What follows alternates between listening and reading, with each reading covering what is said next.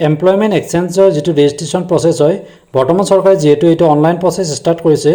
তো আপুনি কিদৰে অনলাইন ৰেজিষ্টাৰ কৰিব পাৰিব আৰু যদিহে আপোনাৰ অলৰেডি এমপ্লয়মেণ্ট এক্সচেঞ্জ চাৰ্টিফিকেট আছিলে সেইখন কিদৰে ৰিনিউ কৰিব পাৰিব বা যদি ফ্ৰেছ এনৰোলমেণ্ট কৰিব বিচাৰিছে কিদৰে কৰিব লাগিব গোটেইখিনি এই ভিডিঅ'টোত ডিটেইলছ দেখুৱাম তো আপোনালোকে ভিডিঅ'টো মনোযোগ দি স্কিপ নকৰাকৈ শেষলৈকে চাব বিভিন্ন বিভাগত খালী হোৱা পদ বা সেই পদবিলাকৰ অনুষ্ঠিত হোৱা এক্সামবিলাকৰ পেপাৰবিলাক এনচাৰৰ সৈতে লাভ কৰিবলৈ আমাৰ চেনেলটো ছাবস্ক্ৰাইব কৰিবলৈ নাপাহৰিব আৰু শ্বেয়াৰ কৰিব যাতে আপোনালোকৰ বন্ধু বান্ধৱীসকলেও ইয়াৰ পৰা উপকৃত হ'ব পাৰে এতিয়া আপোনালোকক ষ্টেপ বাই ষ্টেপ দেখুৱাম কেনেকৈ অনলাইনটো কৰিব লাগিব প্ৰথমতে RTPS অৰ্থাৎ right to public service rtps.assam.gov.in এই ৱেবছাইটটোলৈ যাব এই ৱেবছাইটৰ লিংকটো মই ডেছক্ৰিপশ্যনত দি দিম তাত ক্লিক কৰি আপোনালোকে অনলাইন এপ্লাই কৰিব পাৰিব ইয়াৰ পিছত কিছু স্ক্ৰল ডাউন কৰিলে তলফালে ইয়াতে যিটো চাৰ্চ আছে ইয়াত চাৰ্চ কৰিব পাৰিব registration of employment seeker in employment exchange ইয়াতে যিটো আছে এইটোত ক্লিক কৰি দিব আৰু চাৰ্চত ক্লিক কৰি দিব তো আমাক যেহেতু এমপ্লয়মেণ্ট এক্সচেঞ্জত ৰেজিষ্ট্ৰেশ্যন কৰিম তো ইয়াতে এইখিনি service name category department name গোটাই আহি যাব এপ্লাইত ক্লিক কৰি দিব তো এপ্লাইত ক্লিক কৰাৰ পিছত দেখিবলৈ হ'ব ইয়াত এপ্লাই উইথ আধাৰ আৰু এপ্লাই উইথাউট আধাৰ তাৰপিছত ৰেজিষ্টাৰ আছে তো আমি যিকোনো এটা কৰিলেও ৰেজিষ্টাৰ প্ৰথমতে কৰিবই লাগিব ইয়াত কিছুমান গাইডলাইন আৰু ৰিকুৱাৰমেণ্টছ দিয়া আছে কি লাগিব গাইডলাইন আধাৰ বেছ হ'লে কি লাগিব বা নন আধাৰ হ'লে কি লাগিব ইয়াত গোটেইখিনি দিয়া আছে আপোনালোকে পঢ়ি চাব মেইন কেইটা কৈ দিছোঁ প্ৰথমটো আছে যে 14 ইয়াৰ্ছৰ এবভ হ'ব লাগিব আপোনাৰ আৰু অসমৰ আপুনি পাৰ্মানেণ্ট ৰেচিডেন্স হ'ব লাগিব তেতিয়াহে এই এমপ্লয়মেণ্ট এক্সচেঞ্জ ৰেজিষ্ট্ৰেশ্যনটো কৰিব পাৰিব নেক্সটটো দিয়া আছে আপুনি eligible in one employment exchange only মাত্ৰ এটা এমপ্লয়মেণ্ট এক্সচেঞ্জতহে আপুনি এই ৰেজিষ্ট্ৰেশ্যনটো কৰিব পাৰিব তো এতিয়া আমি ৰেজিষ্ট্ৰেশ্যনত ক্লিক কৰি দিলোঁ তো ৰেজিষ্ট্ৰেশ্যনত ক্লিক কৰাৰ পিছত এনেকুৱাকৈ কিছু সময় লোডিং হ'ব আৰু এই লোডিং হোৱাৰ পিছত ইয়াত আপোনাৰ নেম এণ্টাৰ কৰিব লাগিব ফুল নেম কাৰেক্টকৈ টাইপ কৰিব তাৰপিছত ইয়াত ইমেইল আইডিটো দিব লাগিব তাত OTP আহিব নেক্সট দিব লাগিব মোবাইল নাম্বাৰ আৰু মোবাইল নাম্বাৰটো এণ্টাৰ কৰাৰ পিছত ইয়াত এটা আপুনি পাছৱৰ্ড চুজ কৰিব লাগিব তো পাছৱৰ্ডটোত কিছুমান কণ্ডিশ্যন দিয়া আছে কি হ'ব লাগিব ইয়াত 8টাৰ পৰা 15টা কেৰেক্টাৰ থাকিব লাগিব 8 to 15 কেৰেক্টাৰ্ছ তো তাৰপিছত এটা আপাৰ কেছ অৰ্থাৎ কেপিটেল লেটাৰ এটা থাকিব লাগিব স্মল লেটাৰ থাকিব লাগিব স্পেচিয়েল কেৰেক্টাৰ থাকিব লাগিব যেনেকুৱা ধৰক @ ইয়াতে এক্সটো আমি কেপিটেল লৈছোঁ তো YZ স্মল লেটাৰ লৈছোঁ টো এটা স্পেচিয়েল কেৰেক্টাৰ হৈ গ'ল তাৰপিছত নাম্বাৰ এটা লাগিব তো এইখিনি আৰু মিনিমাম 8 হ'ব লাগিব ইয়াতে যিকেইটা লেটাৰ আছে আৰু মেক্সিমাম 15 তাৰপিছত ষ্টেটটো চিলেক্ট কৰিব ইয়াৰ পৰা আসাম ইয়াৰ পিছত ইয়াত যিটো কেপচা ভেলু আছে 393372 এক্সেক্টলি আপুনি টাইপ কৰিব আপোনাৰ তাত যিটো শ্ব' কৰিব সেইটো আপুনি ইয়াত টাইপ কৰি দিব তাৰপিছত ইয়াত যিটো ছাবমিট বাটন আছে ইয়াত ছাবমিটত ক্লিক কৰিব ছাবমিটত ক্লিক কৰাৰ পিছত আপোনাৰ এই ডাটাখিনি ছাবমিট হৈ যাব আৰু আপোনাৰ যিটো ইমেইল আইডি দিছিলে তাত এটা OTP যাব আৰু যিটো ফোন নাম্বাৰ দিছিলে তাতো এটা OTP অৰ্থাৎ দুটা OTP যাব ইমেইল আইডিত এটা আৰু ফোন নাম্বাৰটোত এটা তো ইয়াত অ'কে কৰি দিব অ'কে কৰি দিয়াৰ পিছত ভেলিডেট কৰিবৰ কাৰণে ইমেইল আৰু OTPটো মই ইয়াতে এণ্টাৰ কৰিছোঁ তো আপোনাৰ তাত যিটো OTP আহিছে সেইটো ইয়াত এণ্টাৰ কৰিব নেক্সট মোবাইল নাম্বাৰ যিটো আহিছে সেইটো ইয়াত এণ্টাৰ কৰিব কৰি কেনে লাষ্টত যিটো ভেলিডেট বুলি অপশ্যন আছে তাত ক্লিক কৰি দিব এই ভেলিডেটত ক্লিক কৰাৰ পিছত এইদৰে আহিব you have successfully registered on https এইটো rtps.assam.gov.in services please log in to the application using your mobile number and password or OTP অৰ্থাৎ এতিয়া আপোনাৰ ৰেজিষ্ট্ৰেশ্যনটো ছাকচেছফুলি কমপ্লিট হৈ গ'ল তো আপুনি এতিয়া আকৌ হোমত যাব লাগিব যিদৰে ৰেজিষ্ট্ৰেশ্যনত গৈছিলোঁ ঠিক তেনেকুৱাকৈ গৈ লগ ইন কৰিব লাগিব এইটো গ্ৰীণ বাটন আছে লগ ইন বুলি ইয়াত ক্লিক কৰি দিব দিয়াৰ পিছত ইয়াতে প্লিজ লগ ইন ইয়াত কিছু লোডিং হ'ব আৰু ইয়াত আপোনাৰ যিটো লগ ইন আইডি অৰ্থাৎ মোবাইল নাম্বাৰটো এণ্টাৰ কৰিব লাগিব মোবাইল নাম্বাৰটো এই বক্সটোত টাইপ কৰি দিব এণ্টাৰ মোবাইল নাম্বাৰ অৰ ছিষ্টেম জেনেৰেটেড আইডি অৰ্থাৎ আপোনাৰ মোবাইল নাম্বাৰটো ইয়াত এণ্টাৰ কৰিব লগ ইন কৰোঁতে ৰেজিষ্টাৰ কৰোঁতে যিটো দিছিলে তাৰপিছত বা পাছৱৰ্ড অৰ্থাৎ আপুনি যিটো পাছৱৰ্ড দিছিলে স্পেচিয়েল কেৰেক্টাৰ আপাৰ কেছ লোৱাৰ কেছ সেইবিলাক ইয়াত দিব তাৰপিছত কেপচা ভেলুটো ইয়াত টাইপ কৰিব আৰু লগ ইন বাটনটোত ক্লিক কৰি দিব তাৰপিছত এনেকুৱাকৈ হ'ল খাব ইয়াতে আপোনাৰ মেনেজ প্ৰফাইল ইয়াত যাব পাৰে তাৰপিছত এপ্লাই ফৰ ছাৰ্ভিচেছ বিভিন্ন ধৰণৰ ছাৰ্ভিচবিলাক আছে ইয়াতে লগ ইন কৰিলে আপোনালোকে পাব ইয়াত ক্লিক কৰিব view all service available services ইয়াত ক্লিক কৰি দিব দিয়াৰ পিছত বিভিন্ন ধৰণৰ ইয়াত ছাৰ্ভিচ নেমবিলাক আহিব এইফালে চিৰিয়েল নম্বৰ ৱাইজ তাৰপিছত এইফালে ডিপাৰ্টমেণ্ট নেমবিলাক আহিব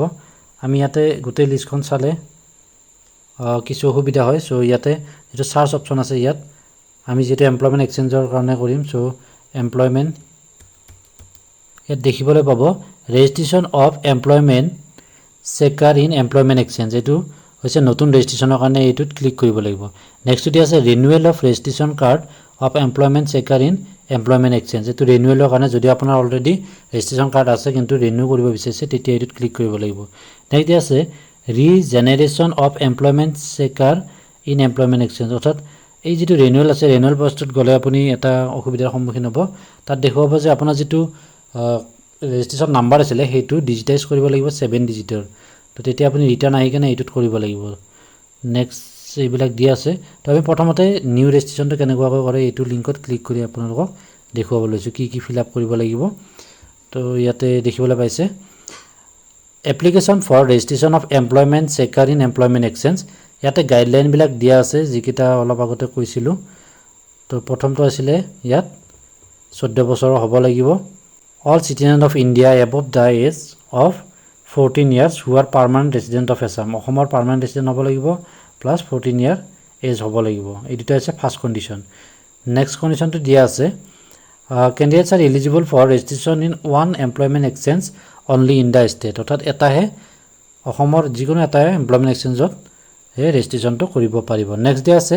এপ্লিকেণ্টছ who are already employed and seeking better employment have to be registered only after producing of a no' objection certificate, এখন NOC চাৰ্টিফিকেট লাগিব। যিসকলে অলৰেডি জব কৰি আছে তেওঁলোকে যদি বেটাৰ অপৰচুনিটিৰ কাৰণে ৰেজিষ্টাৰ কৰিব বিচাৰে তেনেহ'লে তেওঁলোকৰ NOC চাৰ্টিফিকেট আপলোড কৰিব লাগিব। নেক্সট দিয়া আছে once A candidate has registered online এপৰ কাৰণে কি কি ডকুমেণ্টছ লাগিব, বাৰ্থ চাৰ্টিফিকেট, HSLC চাৰ্টিফিকেট বা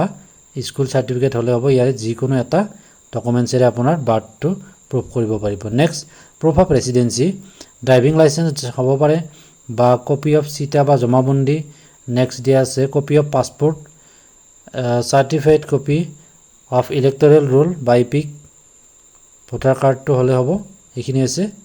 address of proof of residency, age প্ৰুফত তিনিটা যিকোনো এটা। তাৰপিছত এডুকেশ্যনেল কোৱালিফিকেশ্যন চাৰ্টিফিকেট, পাছ চাৰ্টিফিকেটবিলাক দিব লাগিব আৰু মাৰ্কশ্বিট দিব লাগিব। এইটো ক্ৰনলজিকেল অৰ্ডাৰত দিব লাগিব, ক্লাছ 10ৰ পৰা কৰি কেনেকুৱা চিৰিয়েলকৈ বা 10, 12 গ্ৰেজুৱেট তেনেকুৱা ধৰণৰ আপোনালোকে চিৰিয়েলকৈ আপুনি এডুকেশ্যন কোৱালিফিকেশ্যনটো ফিল আপ কৰিব লাগিব। নেক্সট দিয়া আছে caste certificate in case of ST SC OBC বা MOBC EWS যদি হয় তেনেহ'লে সেই চাৰ্টিফিকেটটো এপ্লাই কৰোঁতে দিব লাগিব। In case of PWD person with disability candidates disability certificate দিব লাগিব। ঠিক আছে, এনেকুৱা ধৰণৰ বিভিন্ন ইয়াতে দিয়া আছে, এইখিনি আপোনালোকে পঢ়ি চাব নহ'লে ভিডিঅ' লিংকটো বহুত দীঘল হৈ যাব। তো ইয়াৰ পিছত এপ্লিকেণ্ট ডিটেইলছ দিব লাগিব। ইয়াত এপ্লিকেণ্ট নেমটো ইয়াত টাইপ কৰি দিব। নেক্সট জেণ্ডাৰটো চিলেক্ট কৰিব ইয়াতে মেল ফিমেল বা আদাৰ্ছ। তো তাৰপিছত মোবাইল নম্বৰটো টাইপ কৰিব, ইমেইল ID দি দিব ইয়াত। তাৰপিছত ফাদাৰ্ছ নেমটো দিব লাগিব ইয়াতে। Next personal information of applicant name দিব লাগিব। ইয়াত আপোনাৰ ফটোটো চুজ কৰিব, ফটোটো প্ৰথমতে স্কেন কৰি ল'ব আৰু তাৰপিছত ইয়াত চুজ কৰি কেনে আপলোড কৰি দিব লাগিব। নেক্সট জেণ্ডাৰটো চিলেক্ট কৰি আছে, ত' ডেট অফ বাৰ্থটো ইয়াৰ পৰা চুজ কৰিব লাগিব। ডেট অফ বাৰ্থ প্ৰথমতে ইয়াৰটো চুজ কৰিব ইয়াত, ঠিক আছে। তাৰপিছত মান্থটো চুজ কৰিব আৰু ডেটটো চুজ কৰি দিব। তো আপোনাৰ এনেকুৱাকৈ ডেট অফ বাৰ্থটো আহি যাব। নেক্সট ইয়াতে ফাদাৰ্ছ নেম বা গাৰ্জেনছ নেম, কাষ্টটো কি হয়, জেনেৰেল OBC ST SC যিটো হয় এইটো ইয়াৰ পৰা চুজ কৰি দিব। এইটো চুজ কৰাৰ পিছত মাদাৰ্ছ নেম, এক্স চাৰ্ভিচমেন যদি হয় য়েছ কৰিব, নহ'লে ন' কৰিব। Contact number, email ID, marital status এইটো আপোনাৰ ডাইভৰ্চ নে মেৰিড, ছিংগল উইডো যিটো এইটো চুজ কৰিব। তাৰপিছত unique identification type, driving licence নে পাছপৰ্ট নে ভোটাৰ আইডেণ্টিটি কাৰ্ড, ইয়াতে যিটো দিয়ে আপুনি সেইটো চুজ কৰিব। নেক্সট ইয়াতে ৰিলিজনটো চুজ কৰিব লাগিব, হিন্দুইজিম নে খ্ৰীষ্টানিটি নে মুছলিম হয়, এইটো ইছলামত চিলেক্ট কৰিব। ঠিক আছে, চিলেক্ট কৰাৰ পিছত অকুপেশ্যনটো চিলেক্ট কৰিব, বিজনেছ, ক্লাৰ্ক, কনচালটেণ্ট, ষ্টুডেণ্ট নে আদাৰ্ছ। ইয়াতে আপোনাৰ যিটো হয় এইটো চুজ কৰি দিব। তাৰপিছত ইউনিক আইডেণ্টিফিকেশ্যন নাম্বাৰ ইয়াতে টাইপ কৰিব, এইটো যিটো ভোটাৰ কাৰ্ড দিলে সেইটো। তাৰপিছতে ইয়াতে prominent identification number. Next height চেণ্টিমিটাৰত, ৱেইট, আই চাইট, এইখিনি ষ্টাৰ মাৰ্ক নহয়, চ' ফিল আপ নকৰিলেও হ'ব, এইখিনি কৰিলেও কৰি থ'ব পাৰে। Next highest level of education, তো ইয়াতে আপোনাৰ বিলো 9 পাছ নে 10 পাছ, 12 পাছ, ডিপ্ল'মা, ডিগ্ৰী যি হয় এইটো চুজ কৰিব। যদিহে গ্ৰেজুৱেট চুজ কৰিলে আপোনাৰ গ্ৰেজুৱেশ্যন ডিগ্ৰীবিলাক ইয়াত দেখুৱাব, যিটো গ্ৰেজুৱেশ্যন কৰি আছে আপুনি সেইটো ইয়াত চুজ কৰি দিব তাৰ পিছত ইয়াতে এক্সামিনেশ্যন পাছ কি এক্সাম পাছ কৰিছে এইটো ক্ৰনলজিক্যাল অৰ্ডাৰ অৰ্থাৎ ক্লাছ 10 ৰ পৰা সিলেক্ট কৰিব প্ৰথমতে 10 বা আপোনাৰ যেটো হয় সেইটো চুজ কৰিব তো এইটো কৰাৰ পিছত মেজৰ বা ইলেক্টিভ সাবজেক্ট আদাৰ্স এইখিনি ফিল আপ কৰিব সিৰিয়েল কৰি ফালে বহুখিনি আছে ইফালে ইনষ্টিটিউচন কলেজৰ নেম ডেট অফ পাছিং ইয়াতে ডেট অফ পাছিং চুজ কৰিব লাগিব তো তাৰ পিছত পেজ নাম্বাৰ এটো দিব লাগিব আৰু ৰেজিষ্ট্ৰেচন নাম্বাৰ দিব লাগিব নেক্সট পাৰ্সেন্টেজ মাৰ্কস যেটো পাৰ্সেন্টেজ দিব লাগিব ক্লাস বা ডিভিজন এটো ইয়াতে আপুনি চুজ কৰিব লাগিব ফাৰ্স্ট সেকেন্ড থাৰ্ড যেটো এটো চুজ কৰি দিব পাৰিব নেক্সট মেট্ৰিক টো হোৱাৰ পিছত অৰ্থাৎ ক্লাস 10 পাস টো হোৱাৰ পিছত ইয়াত প্লাসত ক্লিক কৰিব তাৰ পিছত ইয়াত আপোনাৰ 12 টো এন্টাৰ কৰিব পাৰিব নেক্সট আকৌ প্লাস কৰিব তাৰ পিছত ইয়াতে গ্ৰেজুৱেচন টো যেটো আপুনি গ্ৰেজুৱেট আছিল হেতু ইয়াৰ পৰা সিলেক্ট কৰি দিব তাৰ পিছত এইফালে এইখিনি ডিটেইলছ বিলাক দি দিব তেনেকুৱাকৈ ফিল আপ কৰিব এইখিনি ইয়াৰ পিছত আদাৰ কোৱালিফিকেশন সাৰ্টিফিকেট অৰ্থাৎ যদিহে আপোনাৰ অন্য কোৱালিফিকেশন আছে তেনেহলে ইয়াৰ পৰা ইয়াত এইখিনি ফিল আপ কৰিব স্কিল যদি আছে তেনেহলে এইখিনি ফিল আপ কৰিব এক্সপেৰিয়েন্স কিমান বছৰ কিমান মাহ ইয়াতে ফিল আপ কৰি দিব আৰু পিছতে পাৰ্মানেন্ট এড্ৰেছ হাউস নাম্বাৰ বা তাৰ পিছত বিল্ডিং বা block number address post office village district এইবিলাক আপুনি ইয়াত লিখিব লাগিব তো যিখিনি এইখিনি লিখিব সাব ডিভিজন বিলাক লিখিব তাৰ পিছতে ৰেভিনিউ সাৰ্কল যেটো হয় হেতু লিখি দিব তাৰ পিছত ৰেসিডেন্স আৰবান হয় নে ৰুৰাল হয় এটো লিখিব যদি সেম হয় ওপৰতৰ লগত অৰ্থাৎ পাৰ্মানেন্ট আৰু কমিউনিকেশন এড্ৰেছ যদি সেম হয় ইয়াত ক্লিক কৰি দিলে আপোনাৰ এড্ৰেছটো আহি যাব ওপৰৰ পৰা মই যদি ফিল আপ কৰা গোটেইখিনি নাহিব তাৰ পিছত ল্যাঙ্গুৱেজ নন কি ল্যাঙ্গুৱেজ জানে ইয়াতে আপুনি লিখিব প্ৰথমতে ধৰক আসামিজ লিখিলে তাৰ পিছত এটো লিখিব জানে যদি ৰাইট ৰিড স্পিক এটো লিখিব তাৰ পিছত নেক্সট ধৰক ইংলিশ জানে তেনেহলে ইয়াতে ইংলিশটো লিখিব তেনেকুৱাকৈ ৰিড ৰাইট তেনেকুৱাকৈ লিখিব আৰু এড কৰি যাব নেক্সট সিলেক্ট টাইম স্লট ইয়াতে টাইম স্লট আপুনি সিলেক্ট কৰিব লাগিব ফিজিক্যাল ভেৰিফিকেশনৰ কাৰণে এমপ্লয়মেন্ট এক্সচেঞ্জ যেটো এইটো লিখিব ইয়াতে ঠিক আছে ইয়াৰ পিছত সিলেক্ট ডেটটো সিলেক্ট কৰিব কোন দিনা আপোনাৰ ফিজিক্যালি আপুনি যাব পাৰিব তো এটো সিলেক্ট কৰাৰ পিছত ইয়াতে কিছুমান ডিক্লাৰেচন আছে এইখিনি আপোনালোকে চাই ল'ব তো ইয়াত যেটো ডিক্লাৰেচন আছে ইয়াতে টিক মাৰ্ক কৰিব I agree to abide by the terms and condition তাৰ পিছত ইয়াতে আপোনাৰ সিগনেচাৰটো আপলোড কৰি দিব লাগিব ইয়াত যেটো ভেৰিফিকেশন কোড আছে এটো ইয়াত টাইপ কৰিব ইয়াত টাইপ কৰাৰ পিছত সাবমিট কৰি দিব তো আপোনাৰ এইখন ফ্ৰেশ হলে এনেকুৱাকৈ সাবমিট হৈ যাব আকৌ যদি ফ্ৰেশ নহয় ৰিনিউৱেল হয় তেনেহলে এভেইলেবল সার্ভিস জিএসএল তাত যাব লাগিব ঠিক আছে এইটো মই নেক্সট ভিডিওত দেখুৱাম কেনেকুৱাকৈ কৰিব লাগিব ধন্যবাদ